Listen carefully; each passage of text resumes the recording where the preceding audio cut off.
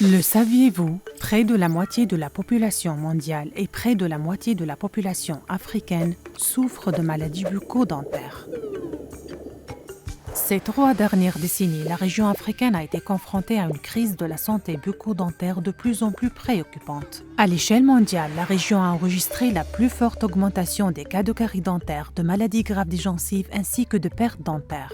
C'est également en Afrique que l'on retrouve le plus grand nombre de cadenomats, une maladie qui entraîne une grave décomposition des tissus et une déformation du visage. En l'absence de traitement, beaucoup de patients décèdent. Les affections bucco-dentaires représentent non seulement un fardeau sur le plan sanitaire, mais également sur le plan économique. En 2019, l'Afrique a dépensé près de 3 milliards de dollars américains en coûts directs liés aux affections bucco-dentaires, tandis que les pertes de productivité ont quant à elles été évaluées à 5 milliards de dollars américains. Cependant, les affections bucco-dentaires peuvent être facilement évitées et traitées.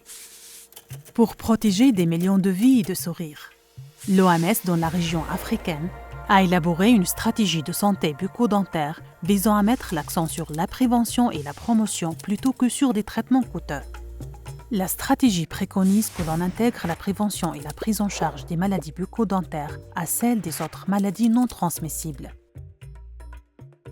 telles que le diabète, le cancer et les cardiopathies, en raison des facteurs de risque communs qu'elles partagent, à savoir le tabac, l'alcool et une alimentation trop riche en sucre. Pour y parvenir, les gouvernements doivent intégrer la santé bucco-dentaire dans les politiques et programmes nationaux afin de permettre aux personnes d'accéder aux services de santé bucco-dentaire nécessaires sans difficultés financières.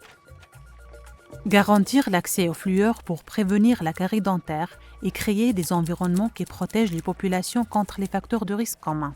Former un plus grand nombre de professionnels de santé à la promotion de la santé bucco-dentaire, à la détection précoce et à la prise en charge des affections bucco-dentaires au sein des centres de santé primaires. Renforcer la surveillance des maladies en intégrant la santé bucco-dentaire dans les systèmes d'information sanitaire nationaux.